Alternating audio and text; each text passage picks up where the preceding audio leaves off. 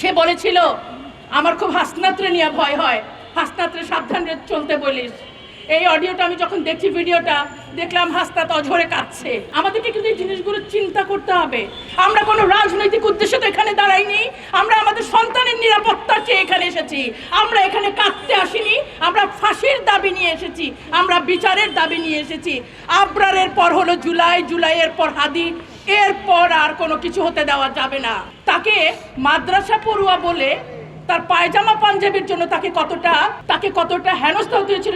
মাননীয় প্রধান উপদেষ্টা, আমরা গত 7টি দিন বুকে পাথর চাপা দিয়ে চুপ করেছিলাম আপনার করণীয় দেখার জন্য, আপনাদের পদক্ষেপ দেখার জন্য, আপনার সরকারের দক্ষতা দেখার জন্য। আপনি আগামী একদিন জাতীয় শোক ঘোষণা করলেন। যে পরিবারের হাদি ফিরবে না আর কোনোদিন, মৃত্যু তাদের শোক থেকে যাবে। ইনকিলাব মঞ্চের যে বন্ধু সমনেতা হাদি ফিরবে না, সারা জীবন সেই পরিবারটা ইনকিলাব মঞ্চ শোকের মধ্যে থেকে যাবে।